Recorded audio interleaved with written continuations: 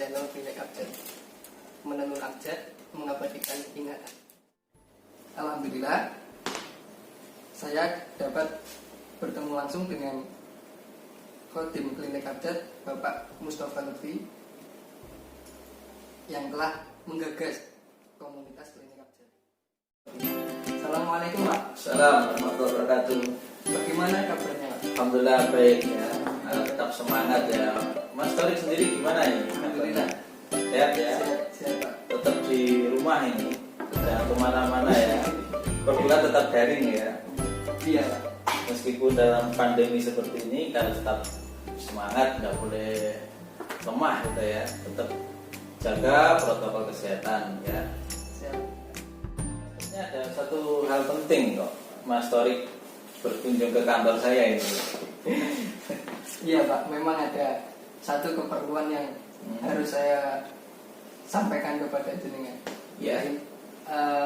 Teman-teman kalangan ini, teman-teman mahasiswa itu sangat penasaran dengan apa sih komunitas Klinik Abjad ini dan bagaimana latar belakangnya lahir komunitas yang panjenengan Dirikan ini ya. dirikan. Oh ya. Terima kasih ya atas responnya gitu ya Mas Torik ya.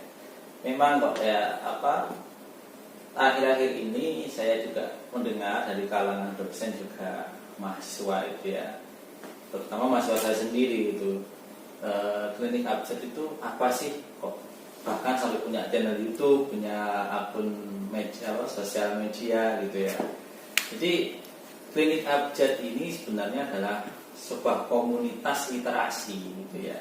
Jadi kronologisnya atau latar belakangnya itu adanya Klinik Abjad ini kali pertama itu ketika diumumkannya ada pandemi dan diharuskannya kawan-kawan semua baik pengajar maupun mahasiswa untuk belajar dari rumah.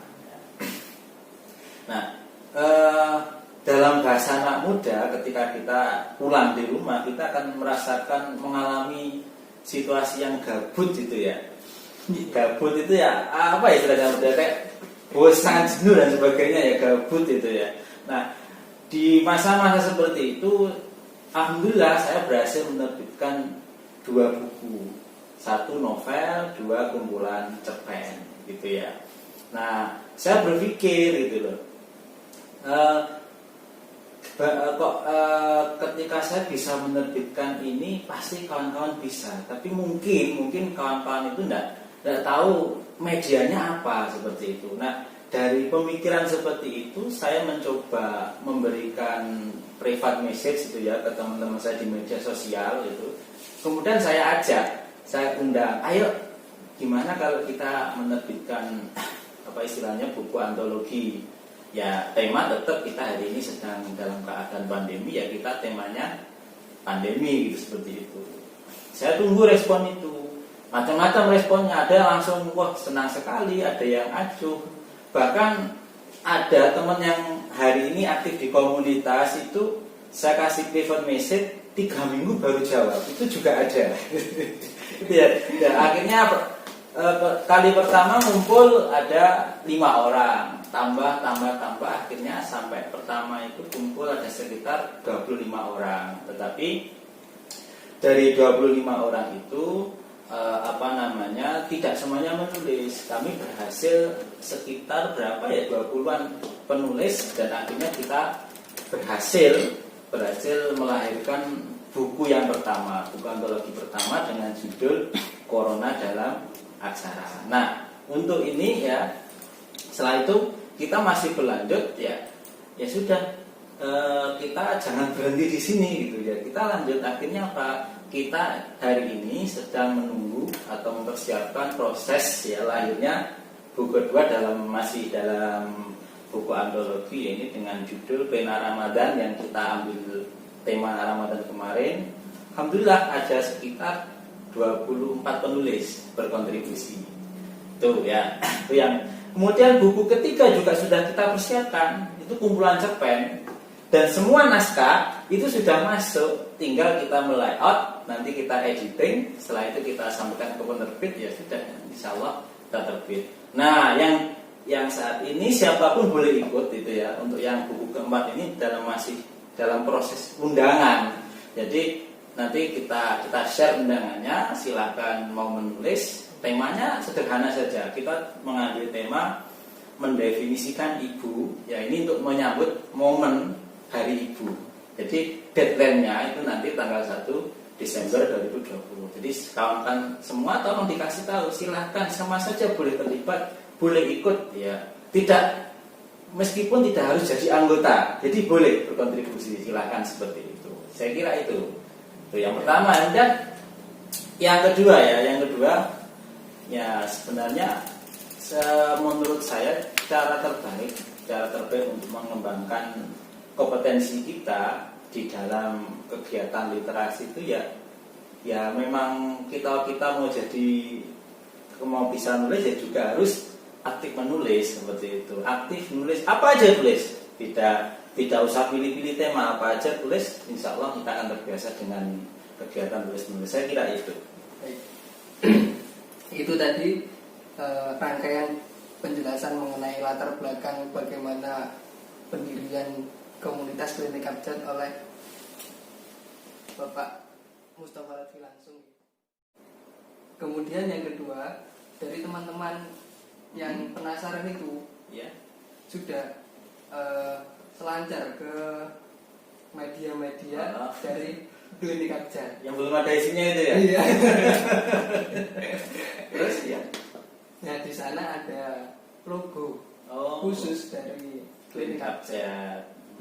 Kalau tidak salah itu ada simbol huruf A yang berwarna biru dan S dan seterusnya.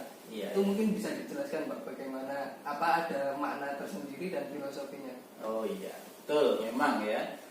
Kita membuat logo ini juga ada proses di sana. Kita tidak syukur-syukur bikin logo, tapi kita harus memasukkan ada nilai, ada filosofisnya, nilai filosofisnya terhadap simbol itu. Jadi apa sih tujuan memberikan filosofis? Kita itu berupa doa.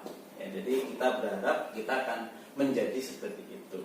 Ya, kalau kita lihat logo itu, yang pertama kan ada simbol A ya. Simbol A, huruf A, abjad itu kan. Nah, simbol itu kan bentuknya gini. Itu kita simbolkan rumah atau bangunan yang nanti bisa menaungi siapa saja yang mau berteduh di bawahnya.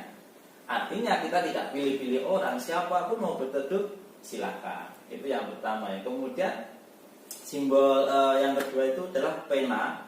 Di dalam huruf A itu kan ada pena. Nah, apa sih tujuan kita meletakkan simbol pena di dalam huruf A? Ya jelas kita kita adalah komunitas literasi ya.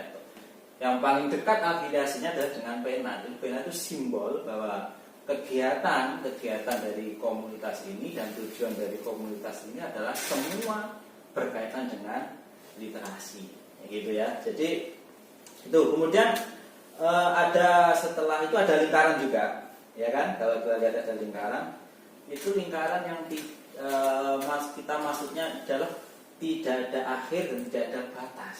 Kita tidak punya sekat dengan siapapun, kita sama.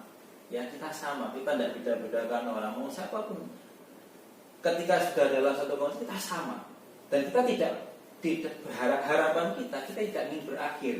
Jadi kita akan terus continue sampai entah kapanpun gitu ya. Itu kemudian simbol lingkaran. Kemudian yang terakhir adalah ada warna biru, ya kan?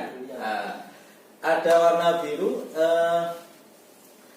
Warna biru tua ya di situ ya. Warna biru tua itu secara ilmu psikologi saya sedikit mendapat informasi bahwa warna biru tua itu merangsang pemikiran bagi siapapun untuk aktif menulis. Jadi kalau kita sambungkan secara keseluruhan, simbol itu adalah rumah yang di bawahnya atau menaungi semua orang yang punya minat di dalam dunia literasi seperti itu ya. Jadi kita nggak sembarangan bikin simbol seperti itu ya. Luar biasa penjelasan mengenai simbol maksud saya logo dari klinik abjad sepanjang itu ya. Mulai dari huruf bangunan A, ya, huruf A gitu ada ya, seperti A seperti bangunan, bangunan rumah, rumah. atap gitu ya. Kemudian huruf A ada artinya sendiri, lingkaran, dan warna pun juga ada. Kenapa sih kita harus menenun abjad? Kenapa kok yang diambil kata menenun gitu ya? Kita tahu orang menenun kan dibutuhkan kesabaran, telaten, proses yang panjang, tidak ujuk-ujuk dan seperti. Jadi saya harap tulisan orang itu dengan tulisan di dalam komunitas ini berproses gitu ya, berproses dari awalnya tertarik kemudian mencoba lalu menghasilkan karya. Jadi makanya saya merumuskan itu menenun abjad ya. Jadi menenun itu kalau kita lihat itu membutuhkan proses yang penuh kesabaran, telaten, kontinu seperti itu. Nah, mengabadikan ingatan, siapa sih orang yang tidak ingin mengabadikan ingatan gitu ya. Hari ini kita perlu sekali apapun yang kita lakukan coba kita abadikan ingatan-ingatan itu. Saya yakin sebanyak apapun ingatan kalau masih di dalam kepala itu pasti banyak yang hilang. Coba kalau dijadikan tulisan pasti akan abadi dan nanti akan dinikmati oleh generasi-generasi setelah kita. Itu jadi rumusan dari menenun abjad mengabadikan ingatan seperti itu. Ya.